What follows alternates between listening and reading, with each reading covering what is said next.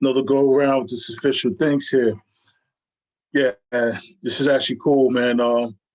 Childhood friends, god brothers, cousins, play cousins. You know how folks do, man. Everybody family. You know what I mean? Actually got two of them jumping on here, man.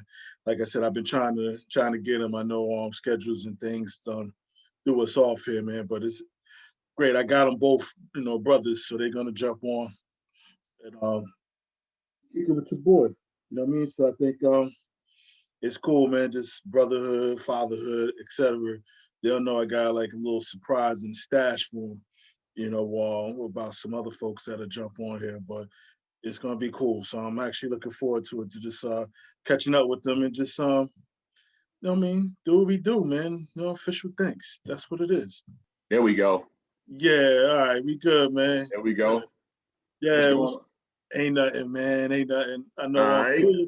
Dula trying to figure it out. Oh, he outside. There we go. There we go. Peace, man. Assalamu alaikum, man. How you doing? We can't hear you.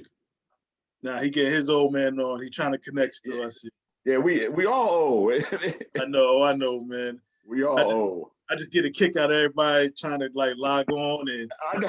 camera up and everything else, man. That's right. That's right. Y'all got jokes about my login? Nah, we good, man. You gotta do what you gotta do. I see you stuck outside. Yeah, I'm in the backyard, right? So I'm looking. I'm like, my son name up here. This the era we in, man. The kids using your technology devices. Like my name not even up here on the Zoom, man. Right. That's right. That's right. It's all good, man. It's all good. I mean, if you want to change it just for feeling comfortable, you can just go up to the right of your screen and change your name. But it's all good, man. You schooling me? I don't be knowing this stuff, man. That's right. That's right. I'm about to push the raise the hand button. Like I need to raise my hand. Nah. On top of your screen, you'll see like the mute, and then you see some dots. You just click on the dots, it'll say rename. There you go. Let me spell my name right, since you ain't spell it right. On the thing. I just put Dula, man. I'm calling you Dula.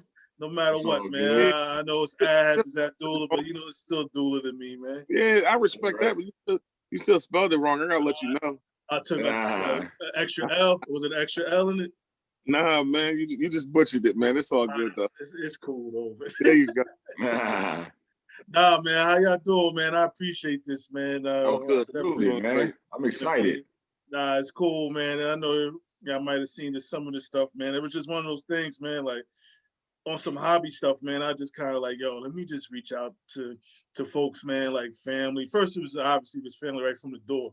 Just kind of throwing curves and getting them on there. That's right. Obviously, with everything going on with this pandemic, COVID, all this other stuff, man, and just having to just talk about whatever, man. And ultimately, man, just kind of just letting them know, man, just the love I have for them, whether it's pops, down, the cousins, to everybody, man, you guys, man. Yeah. Like I said, I was like, I gotta get you guys on, man. I just like I got to figure it out. I know everybody's schedules is crazy, with kids and games and work and all this other stuff, man. But like, that's right. Yeah, man. But how y'all doing? Wonderful. I'm good, man. I can't complain, man. I'm coming along, man. I'm coming along. I'm not even gonna front to y'all, man. I lost a dear friend of mine to this COVID, and I've known this brother since 1995. I knew of him. We were stationed in Earl, New Jersey together. When I was in the Navy, we were stationed down at Roosevelt Roads, Puerto Rico together. No underlying conditions or anything like that. 56 years old. We buried him on the 8th, which was a Monday, at the Veterans Cemetery out here in Suffolk, Virginia. That was a little tough, This guy Kevin Sessoms was actually the guy that was with my dad when my dad passed. So he escorted my mother down the aisle when me and my ex-wife got married. He's a Janae's godfather, so he and I, been up and down the road together. So. It's been a stinging blow, getting that phone call from his wife that night on the 22nd, saying that he transitioned. Because I talked to him the first time he went in the hospital. I actually spoke with him on the phone. He was like, "Little bro, I'm getting better. I'll see you soon." So I'm like, "Okay, cool." Came home for 2 days and went right back in there and never came out. So like I said, 56 years old, 4 wife, 4 kids, 2 grandkids.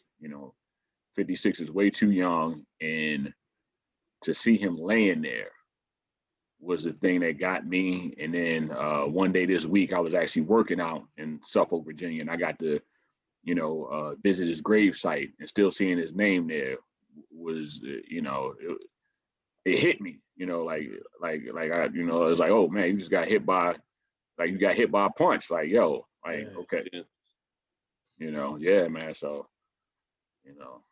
it's been mentally, it's been a lot. Mentally and emotionally, it's been a lot. I'm not even gonna lie. Mentally and emotionally, it's been a lot because you dealing, and I'm not afraid to say this. You're dealing with somebody that you love. Absolutely. You're dealing with somebody that you love. And I love y'all. So that, like I said, this one, the best way I could describe it, I described it as somebody as I lost the head of Ultron. Mm-hmm. You know what I'm saying? For the old school, cartoon heads, like, the Black Lion is gone. And it's like, yo, like brother. Yeah. So it would be like if some, y'all know what I'm saying.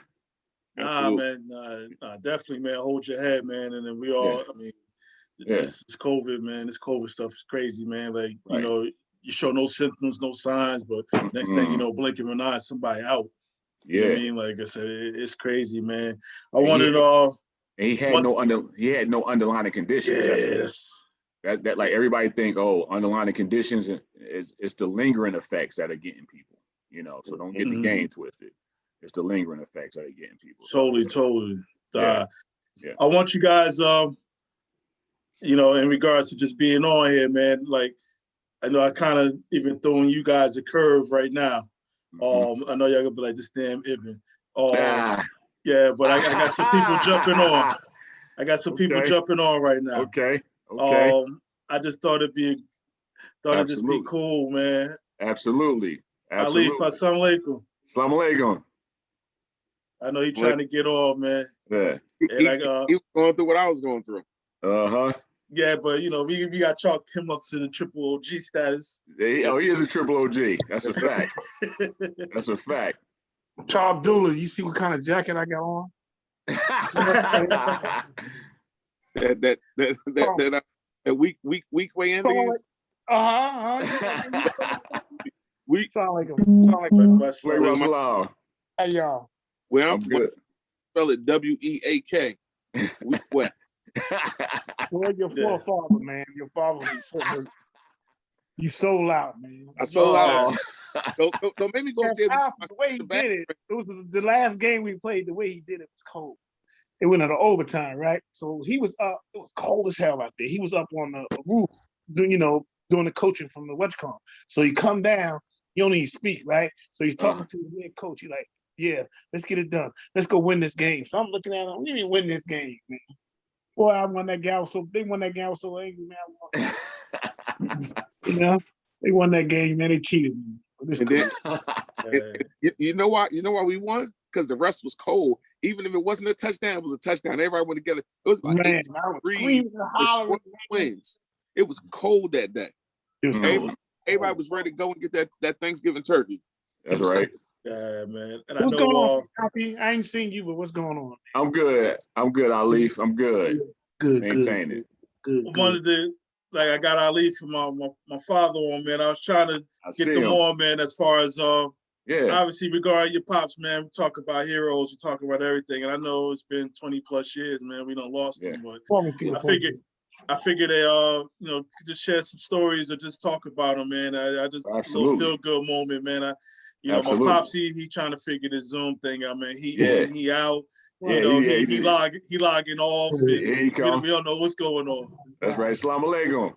Hey, there he is. There you go. Hey, man. Right, what's going on? What's going on, baby? Hey, man. Everything's good, man. Everything's good, man. Good to see you guys, man. Yeah. Absolutely. You guys can see me, right? Yes, sir. Okay, good. Good to see you, brothers, man. Yes, sir. Over here, baby.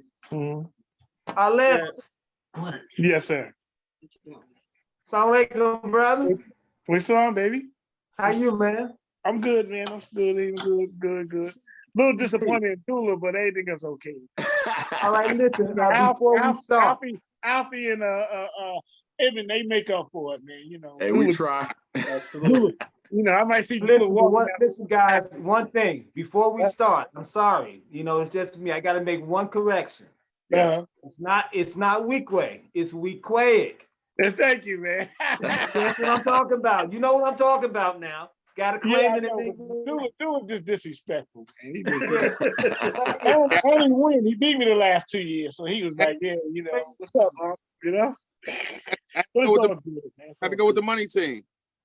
I hear you, man. You know, I understand that. I'm proud of you, man.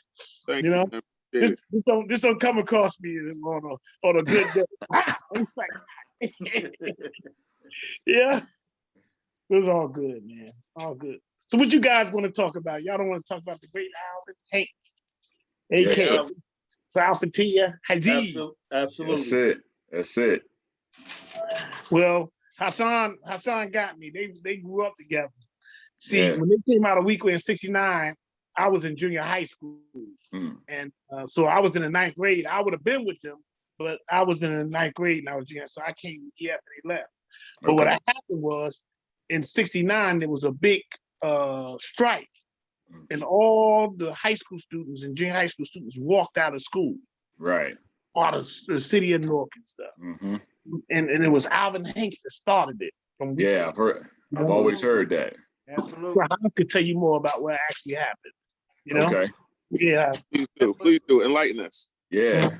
Enlighten us. It was a citywide coordination because the specific reasons that, you know, even at that particular time, as far as Black studies in the high schools, it just wasn't happening. Right. You know, not have Black studies. I mean, it's like we was getting Martin Luther King and we was getting slavery. That's you know, like the atypical stuff. You know, that it was so much more than that. So much more than that. You know, we weren't being informed about Black inventors, Black creators, who originally made the lawnmower, who made the air conditioner, who first made the elevator. You know, we weren't getting that. Right. But it was us. It was people of color that, you know, that brought all those things to fruition. But we didn't know, because if we weren't getting it ourselves, you didn't get it. Wow. It was not being possessed in the school. And Weequay at that time still had a very, very large Jewish population. Okay. Very large Jewish population. Okay. You know, it was probably, we had more people, I say, of non-color than any, maybe with the exception of Barringer, but you know, again, we were like, it was a big mix of Jewish people at Weequay at that year. Right. Yeah, when I came there in '65, you know, coming from Hawthorne Avenue, whoa, I was like, wow, you know, it was a real kind of like transition, you know. Right. Yeah. So my question to you and Alif would be, you know, like y'all know my father's history, you know, both of y'all do. I understand he helped organize and lead the walk. Like, was it a team of brothers? Was it just him? Like, how did what happened? It was coordinated for a while. There were other classmates, but he was the primary spearhead. Right. Got you. Right. But there were other individuals involved, but I would say I would definitely say he was the team leader. Got you. And you all were influenced, you know, from all of our backgrounds, you know, you all were influenced by the Nation of Islam. No, not yet. I don't think he was yet. I think it was more, Hassan, you can say that. I think he was more with Leon and Duke and all them, with the Black nationalists more so. Okay. And I think Camille, that was the Orthodox Muslim and stuff. His influence from the Nation came from John, his you know, your uncle, your brother, your brother. That became his influence. See, Tia's influence, if Hassan correct me, was more of a Black nationalist stuff. The guys that opened up Camp School and all that. Right. And because they were really prepping him to be the next black mayor. He was supposed to be the next black mayor. I mean, remember that was the year that Gibson, they had formally formed Gibson, and it was going to beat out Amicio and Mamba Barack and them. They was doing the thing, but he wasn't with Imam. He wasn't with Amiri. He was more with the with Leon and Duke and them. That was real dangerous type guys. They were mercenaries. Wow. They had lived in Africa, and they had, you know, they was dropping down, killing people and stuff. Right. So he would be, because he had told me, I never forget, maybe he told you this, Hassan, he had told me that Camille, who was this Muslim, had told him that Martin Luther King was going to be assassinated a week before it happened. He talked to you about that house? No. Actually, no, we never had that conversation. No. Yeah, he said that Camille had told him, because Camille used to come down to the jewelry store, because that's how he met Salam, the African, right? Remember Salam, the African that had the remarkable face? Yeah. Anyway, Camille was very tight with him, and Camille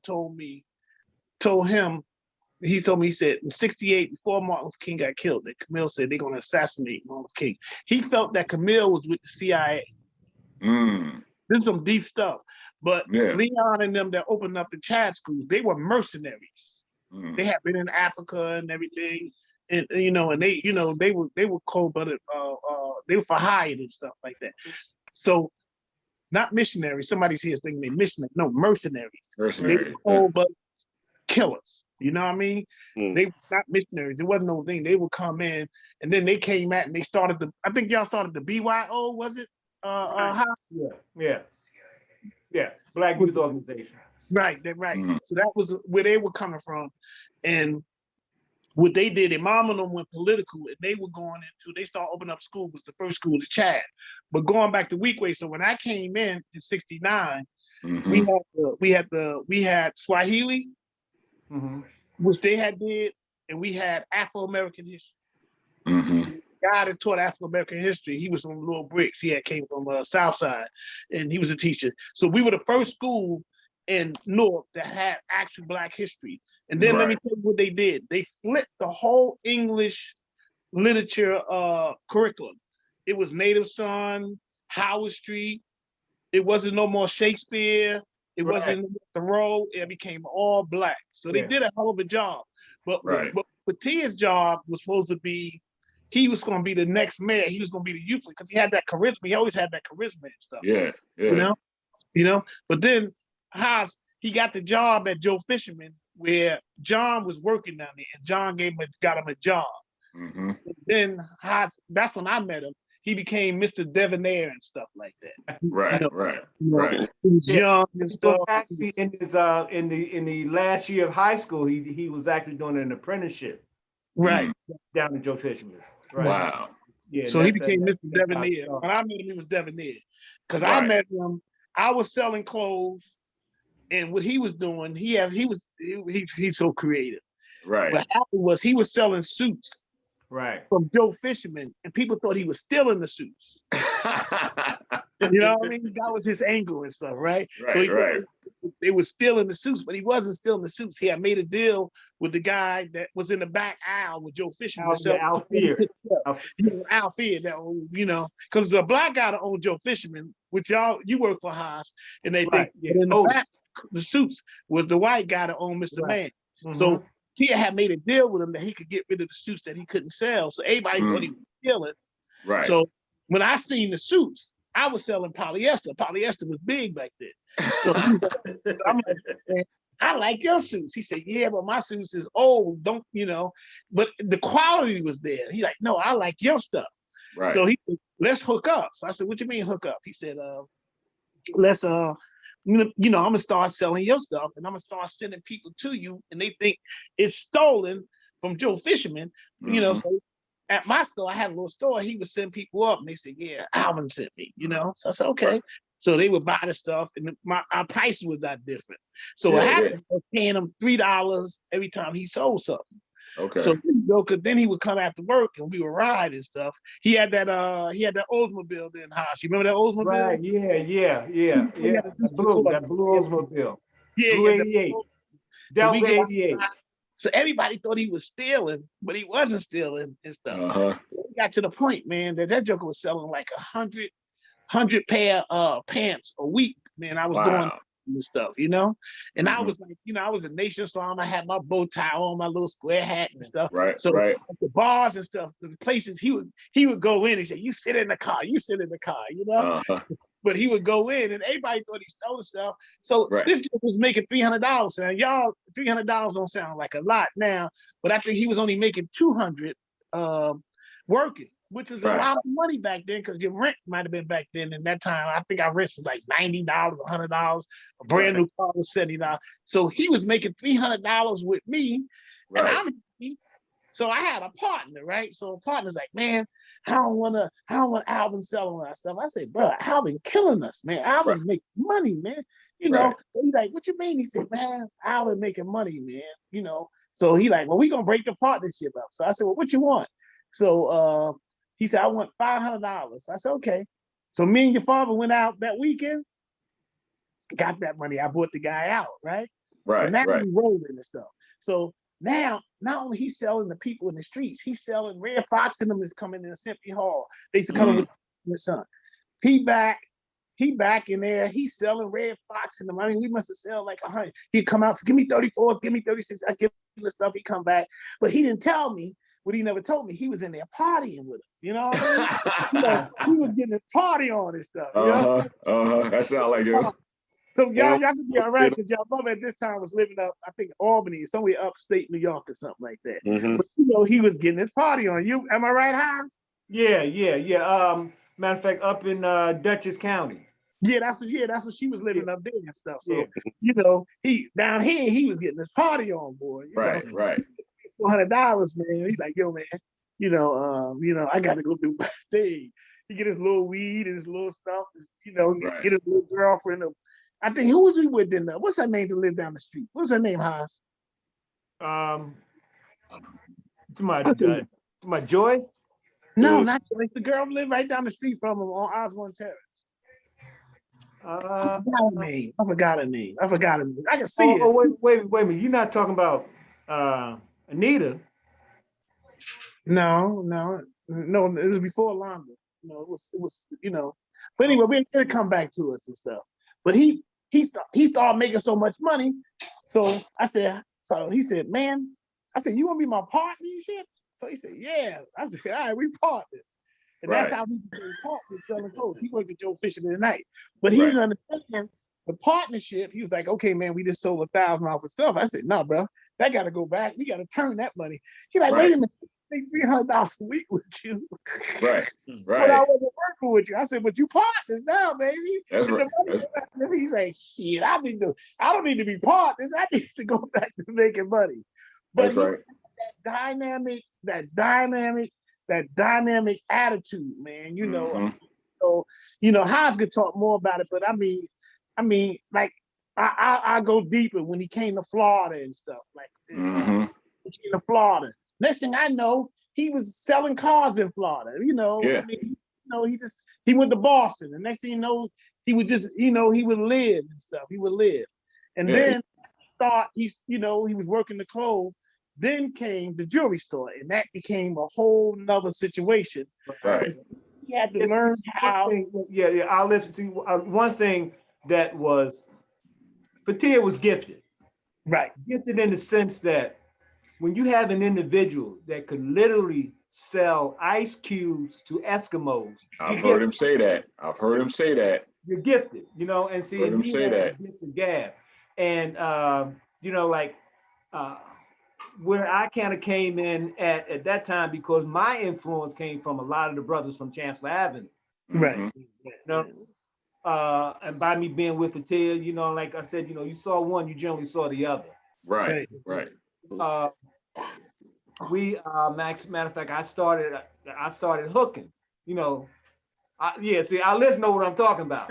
You know, I don't want to share too much. Let me just kind of touch on it. Hooking was simply pretty much that. You were selling an individual a dream. I tell you the reason why. Now you would take a watch, right? And it's supposed to be like a Hamilton. So what you would do, you would take the long hand and place it over the O where it looked like an A because actually we had Hamiltons. Right? So therefore, you had 2 minutes to make your deal. 2 minutes. Because like we were going like to different malls and we always looked for a fat guy with a cigar hanging out his mouth. That was one of our targeted markets. Right. So a guy like that, we said, you know what, we got to sell. I mean, it's the point where I kid you not, because they think they're getting something because they think it's stolen. Right. It was always, like the John thought it was stolen, it was hot. So what happened was literally they were like, I kid you not, they would open up their wallets and they say, well, what do you want? They would literally open up their wallet. We would reach in the wallet. I tell you, we would reach in the wallet and take out what we was asking for. Right. And so like again, so it began when that everyone started to travel, doing that same thing. The furthest I ever got was Chicago. But for Tia, oh my God, he went everywhere. He went the whole country, man, the whole country. Everywhere, and when you say the whole country, Florida, everywhere. From Robert 7. Yes. And because brother, we had a big hit for Tia and I, but it was too big for us. Right. We had set it up. And like I said, I don't want to give too much information, but we had set it up, but it was too big. The limitations. So we came back to 7. Yeah, exactly. And and he got his boy, and he went down there, and they closed the deal, right? We came back, and we got our cut, and we went straight over to the city because we was hanging out at the club where the movie Shaft was filmed. Oh, Club wow. Ratio, because we thought we was hoping to get discovered there. Right. So that's where we was hanging at. We had money in our pocket, and I think at that time, Fatia had the gray deuce and a quarter at that time. That's right. Quarter. I had the Cadillac. Right. That's right. Yeah. You had that big long Fleetwood. So that's where we was hanging at. We met the guy that played Freddy. Freddy's dead in the movie Superfly. We met him. We met Dave Winfield from the Yankees. Okay. We met a lot of people. Also, we met. He became really close with this young brother. His father was very, very big into politics over in the city. He was like really tied up with Dinkins. He was very, very political. And so I got to meet a lot of important people, a lot of prominent people, a lot of influential people, like largely, due to your father. Wow. Largely due to that. Yeah. But let me tell you from the clothing, he had this magnetic personality. Right. The clothing, and then he went to the jury. But you gotta understand something. When he went to the jury, he had to learn the diamond business. Right. And he did first when he got with Rahman wasn't comfortable with him. Right. Because he would see a customer ride down the street, a street joker riding down the street, it's kind of like he would go outside, yo man, pull over. Right. He grab a watch, a diamond, and run to the car, say, hey man, I got this for you, blah, blah, blah. So Rahman said, what is he doing? You don't do it like that. I said, leave him alone. He gonna sell it. Right. So he had to become a gemologist. He had to actually learn how to do the diamonds and stuff, and he became a master at it. He became a master in the jewelry business where he could look at the diamonds, the deal, and everything. Yeah, and I was gonna ask, like, when he started work, like I remember, vividly him working at Rahman Ali's. I remember vividly during the summer months going to work with him and being out there with y'all during the summertime. Like I remember like all the time. That was like the premier jewelry store downtown. Yeah. Because the quality that Rahman was giving you, nobody else was giving you. Right. And Fatia learned it. And Fatia would, it was whoever the players was. Like if even I had somebody in clothes, he said, give me a customer. I mean, just like that. I'm like, what you mean? He said, I need a big customer. I need a big fish. So I said, well, Miss Stewart over there on Lyons Avenue, or this one, shit. Man, Fatia said, introduce me. I go in there, shit. Fatia come out of there with a $5,000 or $6,000 sale, legitimate jury. Right. I mean, he became the king of the jury on Branford Place. He became, I mean, then, it became the silver deals. I don't know what y'all knew about that, where people would bring them buckets of silver and buckets of gold. Mm-hmm. It was, buckets of it. Right. And gold dust, right? Huh? Gold dust, right? No, it wasn't dust. It was like, it was like dirt, right? It would look like dirt. I know one brother. He was working at this company wherein that they like polished right. That was it would generate dust, the gold dust. And I know he was bringing the gold dust, but it was still gold. It was still gold, and they was getting it. My mom was taking it over there and getting $15,000, $20,000. Yeah. So this was real. This was like real gold and stuff. Yeah, it's like the remnants of gold. 100% gold. No, it was no fluke. When you're polishing and cleaning, it's like anything else. Like you'll get some of the residue that come off of it, and this is what it's like generated the dust. So what happened was all of the dust was going, and they had a bag set up on the end of the machine as it was being cleaned. So that bag collected all of the dust.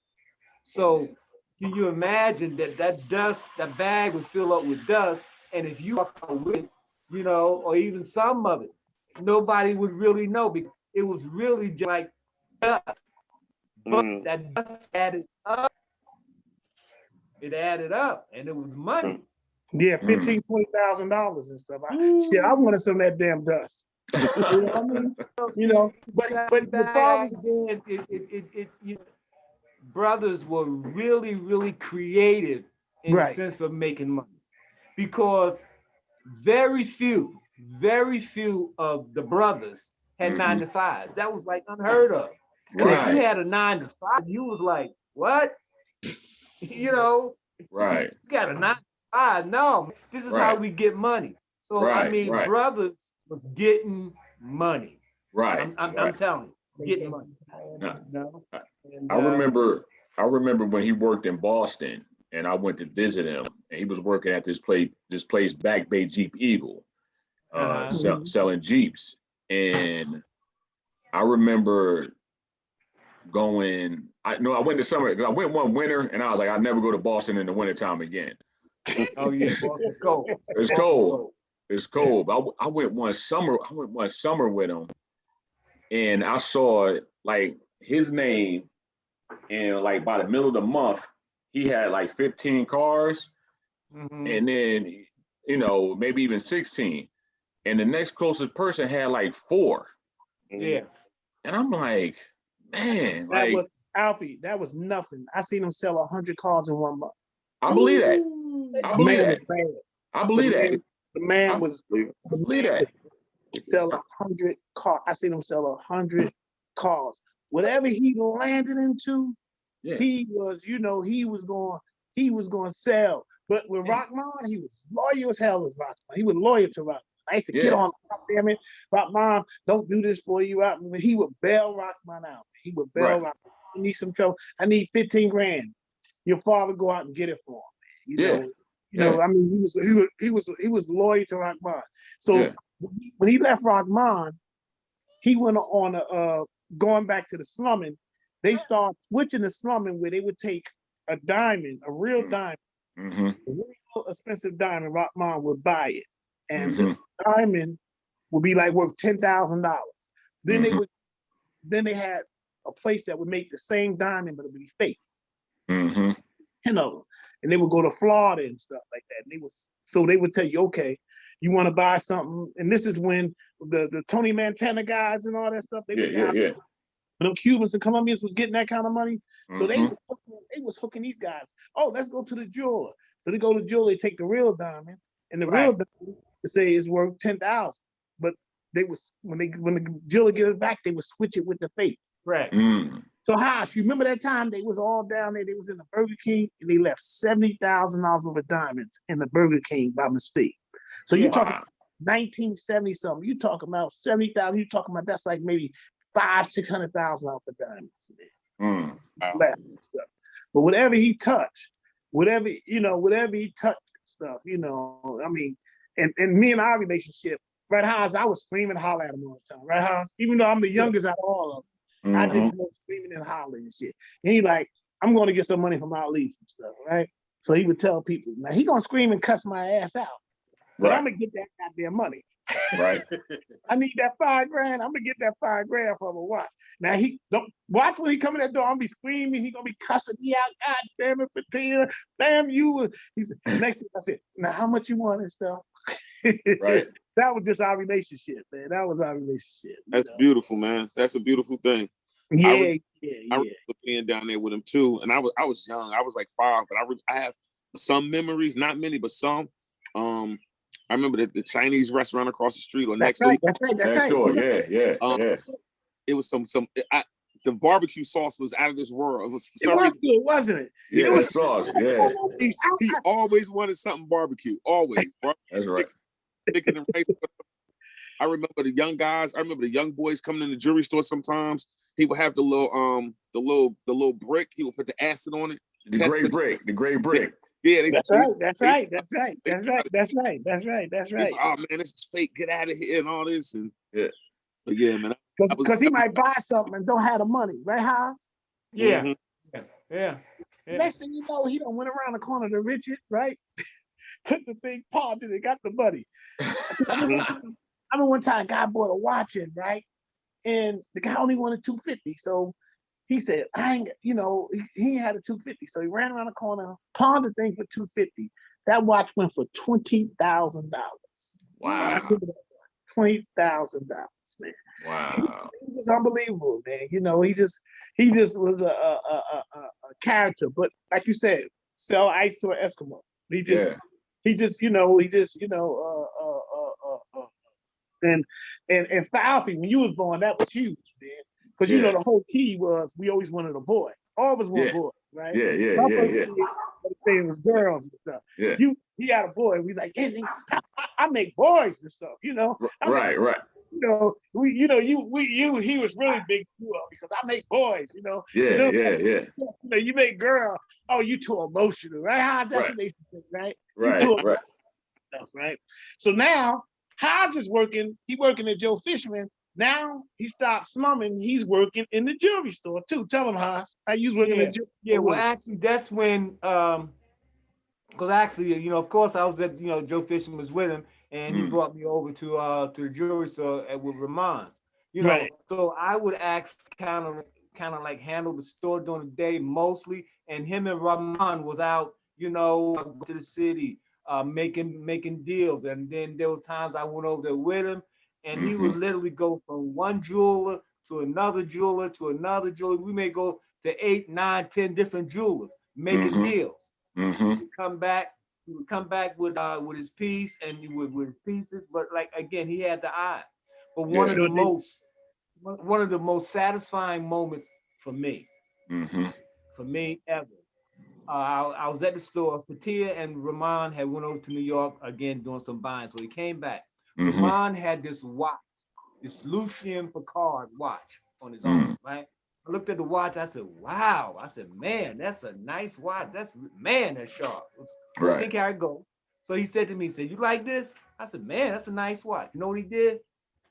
He took it off of his arm, put it on my arm. Wow. We wear that watch now, almost 50 years later. Wow. You still got that watch? You still got that watch, House? Yeah, I remember that. I still got it. That Lucien Picard, I still got it. Wow. See, that was the depth of the relationship. See, wow. It was such a tight knit with, I don't want to say a clique, but there was a group of brothers. A brotherhood. It was a brotherhood. It was a brother. You know what I'm saying? And me personally, you know, I learned so much from this group of brothers, just being around and watching them and learning how they work. Like I said, these brothers had homes, cars, families, but they didn't have no 9 to 5. Right. Because I remember that didn't exist. These brothers were hustlers. I mean, honest to goodness, show enough, the real deal hustlers. Yeah, I remember going downtown. They knew how how to get money. They got money. Yeah, I remember going downtown Newark with him, and he would get down there like 11, 12 o'clock in the afternoon, you know, and and he would hang out to 5, because then he had to take me home. And he would, always tell me, I'm gonna shoot him up the hill real quick, and I'll be back. And then, I'm like, okay, but I'm like, I'm hanging, like, I didn't want to go home, but I knew it was some things that was getting ready to happen I wasn't supposed to see. Right. I mean, that's the real. Yeah. That's the real. Because again, keeping it real, it was a lot of things that were going on. I mean, because at the end of the day, we were men. Yeah, absolutely. Trust me. I see. We're not perfect. You know what I'm saying? But I seen a thing or two. I seen a thing or two. Well, I'm glad you held on to it, Alfie. I'm glad you didn't. Oh, absolutely. We good. Statute limitations is up. We good. Yeah. Hey, you take it to your grave, That's right. I'm glad you didn't tell us. Yeah. Oh, never that. Never that. Because you know what? I just learned. Like I just learned to sit back and watch. So now I get in the boxing business now with Michael Spinks and Butch Lewis, right? Right. So your father with me, wherever I go, he with me. So Miss Spinks was very difficult. Mm-hmm. You know what I mean? She was a very difficult person. Mm-hmm. You had to treat her a certain way because it was Michael's mother. So you had to treat her a certain way. But she was a difficult lady and stuff. Right. So who did I put on her? My father. That's right. That's what I put on it. Stuff. Yeah. Man, he had eating out at me. I believe you. So Boo said, "Whoa, man!" I said, "But Fatia's handling for me." He said, "Yeah, but Fatia mess around and burn you and stuff." He said, "We all be on that." Right. But I bought him out. Anything I could put him in any situation and stuff. You know what I mean? I could be mad at him. He'd do some stuff, but it just, when you love somebody, you just, you be mad at him. He said, "Nah, he gonna scream and holler at me, but he loved me. He ain't gonna let nobody do nothing to me." You know what I mean? You know what I'm saying? But you could take him anywhere because a lot of Muslims, they were limited to the people. But Fatir had a relationship with the hustlers, the bar owners, the clothing store guys, the white guys. He had a relationship, man. I could see him walking. He had that walk and stuff. Where he just come in, push the door open and stuff, and the place just opened up big and stuff. When I started doing the shows, what he doing? He back there with the Whisperers, Miles Davis and stuff. He just Roberta Flack and stuff. Next thing I know, Roberta Gregory. Flack. Gregory. That's right, Dick Gregory. That's right. He had that personality, man. Camp. That's right. That's right. Alfie had a picture of Sugar Ray Leonard. Yeah. Well, he was definitely around the boxes. He was around. Oh yeah. Because we all, you was too young, Dula, but Alfie used to go up to Ali's camp. Alfie, you remember that? Oh yeah, I remember. Oh yeah. I do remember. Yeah. You remember Dula going up to the camp? I remember going up there, and I remember being scared because that big old rock, and they used to be like, "Don't go near that rock, you're gonna fall over the cliff." I would not go. That's right. That's right. And I was like 5 years old, and I still remember that. I still remember. This Ali was the champ. So we, on the weekends we went up there. We ride up there. He would take y'all up there and stuff, man. And Ali would treat us, he knew us from Newark. He was like, we had to go to the camp, man. You sit down and eat and everything, stuff like that. What was the sister's name that did the cooking? Lana Shabazz. Okay, yeah, I remember her. Lana Shabazz. That's right. Yeah, I remember her. That's right. I definitely remember her, and I remember going like Dula said, that rock. I definitely remember that rock because I remember getting that story too. Yeah. I remember going up there. I do remember Dick Gregory being up there one time. Right. And I want to say your man that played Freddie Boom Boom Washington was up there one time too from Welcome Back Kotter. I do remember. Everybody was up there, man. Yeah. When you was around the champ, there's no bigger celebrity ever. Yeah. Right? Yeah. Talking about Tiger Woods, Michael Jordan. Nobody was bigger than Muhammad Ali. That's a fact. That's a fact. That's why I be around the celebrities and I act strange. Everybody said, "Why you act strange?" I said, "Because I was around the greatest, man." Greatest, yeah. Around the greatest. When you was around the greatest and stuff, and and he was calling, Alfie, you be riding up there with us and stuff. Oh, I remember. Trust me, I remember. My father had 2 pictures. So I remember 2 pictures with him and Ali. I remember a picture with him and Joe Frazier. That's right. I remember a picture with him and Sugar Ray Leonard, and then I remember a picture of me sitting on Ali's lap when Ali had the white terry cloth robe on. That's right. Yeah. That's right. Yeah.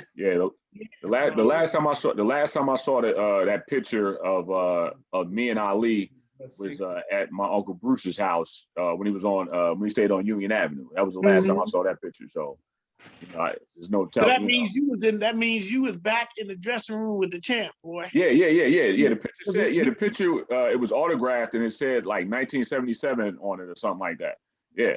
That's right. I remember that picture. I remember that picture like it was But he was big on Dula because I didn't know Dula was playing football, man. He like, come on, man, we got to go see Dula, man. Dula playing football, man. He good and stuff. He was about that and stuff. He was about that. He said, who was you playing, linebacker, Dula? Yeah, I was playing linebacker, yeah. Yeah, he was big on that. He was big on that. Yep. Yeah, I remember sitting in the stands with him, Dula, one time, and you was playing special teams. And you came down and lit somebody up on a kickoff return. Like as soon as the dude caught the ball, you just blew through him or whatever. I know what you're talking about. It was a punt, actually. It was a punt. Okay, yeah. And Abu was like, "Yo," and I want to say like maybe me and Nisi was sitting next to him or something, and we was like, "Yeah." He was like, "That was Dula." I was like, "Yeah." You should he just like kind of rose up like, "Okay." That sound like it. Yeah, he was when you hit that dude Dula, he was real excited, bro. He was I ain't no dude like say, keep playing, man. We're gonna take that nigga to the NFL, man. We taking that nigga. And that's how he thought and stuff, man. Yeah. Because I remember when I was living in Florida, one day he called me, he's like, man, I need to get away. So I said, come on to Florida. I had a condo in Florida. So he came. He said, I like this, man. So Nisi was somewhere. He said, give me, tell Nisi and her friends want to bring him down and stuff. I brought him down and stuff like that, man. And then he said, I like it down here. I like it. He said, I'm going to live here, man. Yeah. Next thing I know, he went to a car dealership in Boca. Next thing I know, he was running the car dealership, man. Wow. He said, bruh, anywhere. I mean, he lived down there, man, for years and stuff. I think he bought Londa down and stuff, you know? He bought Londa. Yeah. Remember? Yeah. She was the diehard. Londa was the diehard. Yeah, because she lived in Boston with him. She lived in Boston with him. Yeah. She was diehard. She loved that man. He that man, and the man that man wanted to go and stuff like that. Yeah. Man, that man, I seen her about a couple of years ago and stuff. Okay. She went down and stuff. And what happened, I was getting some gas and the guy said, my friend said she know you. And I'm like, so I look in the car, Londa, I got out and hugged it and stuff. Yeah. Because I thought, when he returned to Allah, I thought she was going to jump in the grave. Right. Seize the conversation. Look who just showed up. Seize the conversation. Oh, hey, big sister. Yeah. Hey, big sister. Hey. We got all type of surprises, right? Absolutely. That's right. Hey, big sister, I was telling him that when you was living upstate New York and stuff, we did some things while you was upstate New York, Oh yes, at Wapages Falls. Yeah, that's right. Yeah, where we used to go horseback riding at with Tano. That's right. That's right. Wait, when your friend fell off the horse. Yeah. Oh, he broke his arm. He broke his wrist. Horse. He broke his wrist. No. Let me tell you the story on that. Let me tell you the story on that. It was Fatih and myself. We was up in Marstown at Green Village. That's when that happened. We was in an open field, and the horse that Fatih was on was real spunky. And I'm saying to Fatih, I said, listen, man, maybe you might want to let me kind of get with that, and because I have been riding a little longer than Fatih, right? But Fatih, he's like, no, man, I got it. I said, man. So we get out there and see, we have been going to these places, so often that they will let us just saddle up and we would ride out. We didn't have guides. Right. We went out on our own. So we out in this open field, so we just kind of let them go. So we out there, we getting, I mean, we like deep in, we ride, and there's this big tree, center of the field, right? And I'm hollering at Fatia, turn him. And sure enough, the horse got right up to the tree and turned and threw Fatia. And that's how he fell and broke his wrist. He broke his wrist. I remember that. But see, here's the real deal to that. So of course, I take him to the hospital, right? Of course, he used my Blue Cross, my Blue Shield, all of my information, you know what I'm saying? The surgery was done under my name. The hospital stay was under my name. Everything was under my name. But then again, they didn't know. Right. Yeah. So you know, so that's the story behind that. Right. But why was you living from Baxter Terrace to upstate New York? What was that about? I was residing with my sister up there. When I finished, I went right up to New York. Yes, that was before Tia's time. That's before I met you guys. Yeah. Yeah. I know we was getting, I know the nation's wrong, we had to get married. That's how I signed when you introduced me to Fatia. I was living in New York then. Yeah. Because when I first met you, what was it? The Dome. At a club in New York. Yeah, you and Ray. Right. It was me and Ray, and it was you and Cookie. And Cookie, exactly. Yeah. I was Bunny. That was Cookie. I was Bunny back then. Everybody had nicknames. Hey, who was the girl? They gotta go in the house. I done heard it. Who was the girl he was married to for a week? Talking about Bunny, you gotta go in the house now. Hey, House, who was the girl he was married to for a week? And you talking about Anita? Yeah, for 1 week. That was Aretha Franklin's cousin. Right. Wow. Aretha Franklin used to come on 100 Terrace all the time. Oh, yeah. That's right. Smoke, and she would go to the house. The Baxters there, and she was related to them. And she would come on the block and she would get out. She'd always go, "Hi, fellas," because we was always out in the street playing football. But she would come by, and it was really no big deal. The chauffeur would let her off. She'd go in the house, and then he would come back and pick her up. Yeah. I think he was married to Anita for about a week. Yeah, that sounded like him. Maybe 2 weeks. That sounded like him. But it wasn't much longer than that. That sounded like him. You know, he like, man, I gotta marry this girl that's upstate, man. I gotta marry this girl that's upstate. I'm like, okay, man, all right. And then next thing you know, he had told me, he said, go pick up Blanche. You got to show her this furniture. You remember that, Blanche? No, she left. She went in the house. She left. Oh, yeah. She had to pick up their furniture and stuff. I got the little sister that she was with and stuff, man. But he was something else, man. You know, y'all just make me think. Abdul, you on mute. You're on mute. I'm not on mute. I'm good. No, my pops, I think. Yeah. He hit mute. Yeah. The house, can you hear us? No, you good now. You good now. All right. Okay. Hey, House, this is the way of the world now, the Zoom thing, man. Yeah. It's beautiful. I like it, man. Yeah. So Alif, when y'all got into boxing, I remember the brother Muhammad Aziz was supposed to be like the next big, you know what I'm saying? That's right. The only person to handle was your father, because Muhammad had did all that time in jail. He want to kill a rock and stuff. Right. Your father, your father, because 3 years ago was Ramadan Dula scene. He was so happy to see Dula, man. He was so happy to see when he was taking the pictures, right? Yeah. When he was taking the pictures. Yeah. Listen. Now, Alif, who was Murad Muhammad? Who was he with? He was with. Yeah, well, he was with. I mean, they all was together at one time. Uh-huh. And then they got the Saad. Remember, they got Saad. I remember him. And then Murad ended up with Pacquiao. He had Pacquiao just before he had Razor Reddick. He had a lot of people. Right, I remember he had Razor. I remember that. Yeah. But we was on the other side, so Fatia stayed on the side with me with Butch and stuff like that. Yeah, which made sense. Yeah, right. He stayed on that side. We was on the other side and stuff. He was on the side and stuff. So I was doing business with a guy for a show, right? So your father said, something's wrong here. We was in New York. He says, too much stuff going on here. Mm-hmm. I said, what do you mean? He said, something going on, man. This guy's not telling you the truth. Mm. I said, so he said, leave me here. I said, leave you where? He said, leave me in New York. And I'll be back tomorrow and report to you. Man, I woke up in New York. I said, how you gonna get back? He said, don't worry, I'm gonna get back. Yeah. Man, he had that whole guy's dossier.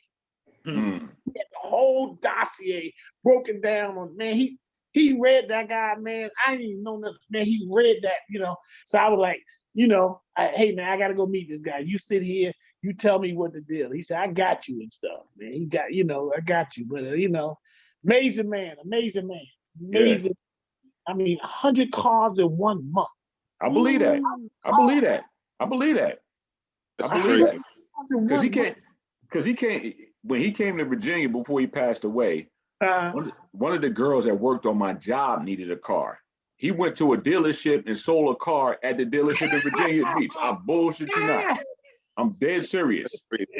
This girl, no, he came down here. This like, you know, her credit wasn't all the way live. This, that, and the third. My father went in, like he went in the dealership like he ran the joint. He went there like he ran it. And I'm sitting back watching like, how are you pulling this off? Like you Jersey, and you down here. So you done heard we done went from activists, to clothing store, to jewelry store, to boxing, car dealership, and he mastered all that stuff. All that stuff. He mastered all that stuff. He rose to the top on all that stuff. Everything he did. I mean, I'm telling you, he's selling Red Fox, man. That day we sold 150 pair of pants because they would go out, they would have the whole staff. I came back, I said, bro, he said, man, we sold 150 pair of pants. The Red Fox said, yeah, give my man some. All the same time, your father partying with him, but he's still doing that business, man. Now, he was about. But yeah, now when he was in Boston, because he would get the autographs, he sold cars to Dennis Johnson, Reggie Lewis, Kevin McHale, and the Chief, Robert Parrish. I still have Reggie Lewis autograph. Oh, word. I still have Reggie Lewis autograph. Yeah. Okay. Still have his deck. I still have it. Good, man. Good. Fellas, I have a problem. I see I got like 1% left. I've had an issue with my phone all day, so I may, in fact. Well, we're gonna do it again, man. Yeah. You know. Hey, hi. So listen, man. You know, unless Yes. brother, love you, man. You know, we go again, so I can tell you about your father and stuff. Absolutely. You got to do it again so I can tell you my stories about your father. You ain't got no charger? You ain't got no charger right there? I know it's time for me to go now. Whenever y'all want to do it again, just holler. But y'all need to stay for hours.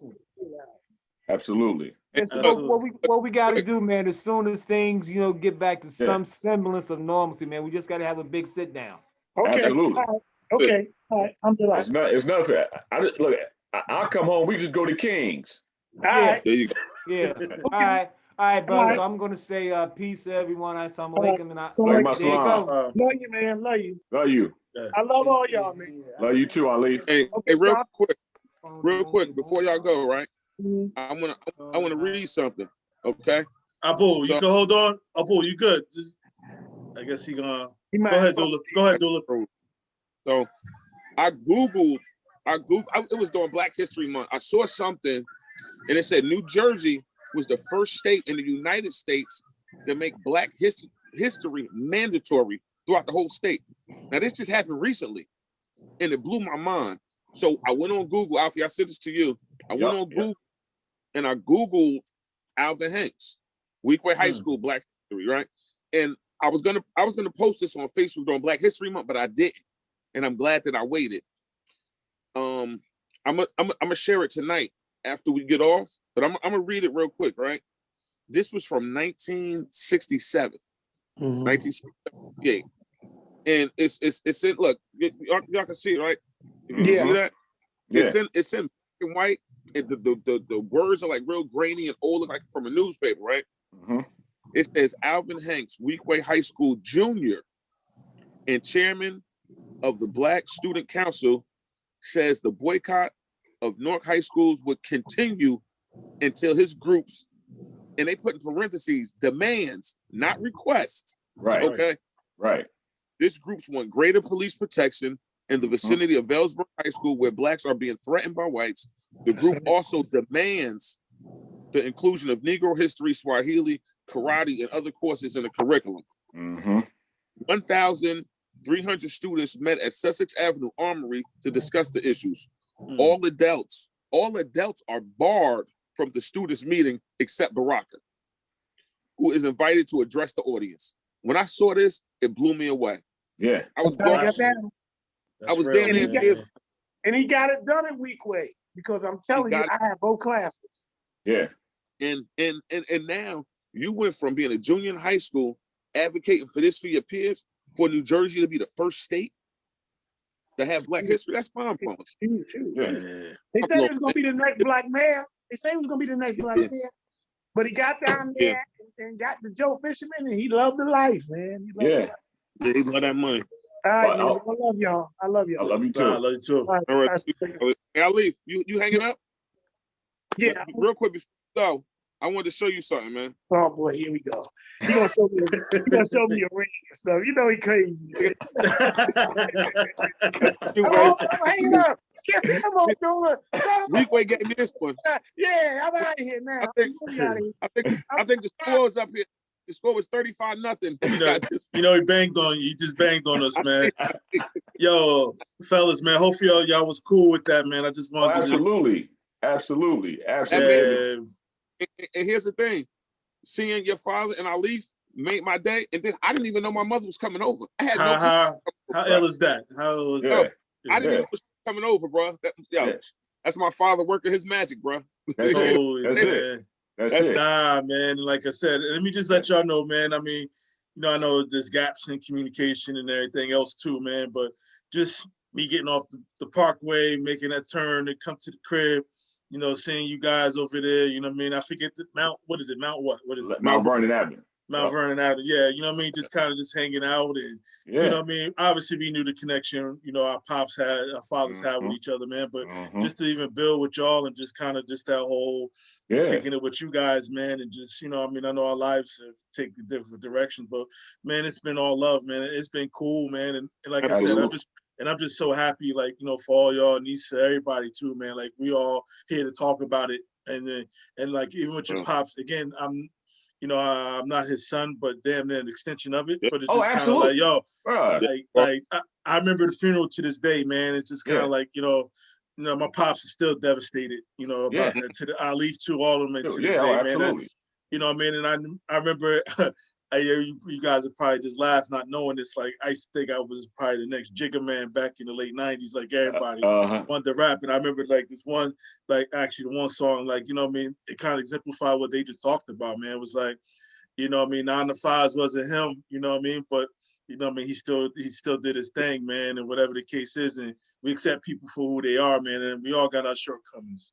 You know what I mean? You know what I mean? And I think like just with your pops and to your point, Dula, you know, him working his magic, your mom and Nisa just popped up, man. Like, yo, it's just crazy, man. Like I said, I really, you know, and it's been cool even going down to Virginia, you know, seeing Alfie when I pop up down there, man. And then even with Dula with the sports thing, I know he's heavily involved with his kids and coaching and all that, man. Like it's just a joy just to kind of just know you guys are just kind of doing your thing, man. And I mean, and then, like I said, just being over there, whether it was the Mount Vernon house right there, then I know y'all only move right down the street, you know, to the other spot. That's right. That's right. To the other spot. And I know Mom's obviously made her little stops because remember, Irvington had the little bread spot too. What's the name? I forget the name, like around the corner from right off of Coy Street. Yeah, the little bread spot over there too. Yeah, like we used to like load up when we went over. Right. That's right. What I mean? But man, like, I appreciate y'all guys, man.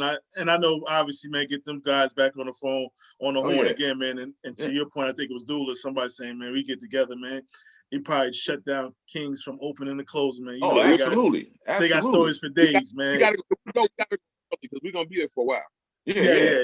We gotta go early because we're gonna be there all day. But yeah, man, that's real, Dula. That article, man, that just touched me. That's real. Yeah. But Ibn, I appreciate everything you're saying, but But when I was in high school, elementary school, and you was playing football, I'm like, yo, my god brother going to the NFL. I used to watch you on TV. I'm gonna take you back. I used to watch your games on TV3. TV3. Okay. Yeah, man. You was wearing number 19, right? In senior year, I wore 19. Yeah. Come on, man. I remember that, man. I remember see that. That's funny, man. Boy was doing his thing, bro. That's funny, man. Yeah, man. I think we, still stopping still, man. I think my thing was just kind of making folks proud, man, whatever, man. Like, I think it was just kind of, and vice versa, man. And just to see, like, the fathers you guys have become, man, that shit's cool, man. Just kind of, trying. You know what I mean? Everybody, yeah, you know what I mean? And again, I know y'all take, what your pops done gave y'all and things, his shortcomings, y'all made strengths of y'all's, you know what I mean? Yeah, absolutely. You know what I mean? And I think we all, like I said, it's cool. And I miss him, man. I miss him. Me too. Man, I can't speak for y'all his kids, but like so like I miss him, man. Like like the thing, like for me, where I feel like I'm cheated is my kids didn't get to see him. You know what I'm saying? Yeah. Like Dula, at least he saw Naeem. Yeah. Like he saw Naeem and he saw Darnell's sons. You know what I'm saying? But like I got 2 daughters, so I already know how he would, and Nisi got Sanaa, so I already know how he would be with them. You know what I'm saying? Because I remember all the stuff Nisi had. You know what I'm saying? Like I got 1 car from him, Dula got 1 car from him, Darnell got 1 car from him, Nisi got 5 cars from him. You know what I'm saying? Exactly. Yeah, Nisi got all the jewelry in the world from him. You know what I'm saying? Like Nisi had, man, like working at Rockmount Ali. Her and my mother, they had all the jewelry in the world. Like it didn't make no sense. Hey, Ed, I remember I would wake up, my father would go to work, right? I would go to bed. He wasn't home. I would wake up in the morning, go in his bedroom, and see a big plastic Ziploc bag full of jewelry on the nightstand. Yeah. He said, "Mother, pick what you want. Whatever, go in there, whatever you want, take it." Yeah. That's how he was doing it, man. He was doing it big. Yeah. And it's crazy. Real quick story, right? I remember it was a Nissan dealership on Bloomfield Avenue in Bloomfield, right? My sister brought a Nissan Murano, right? Just ballpark figure. This car was priced at like 26,000, right? I went in there with her to the dealership.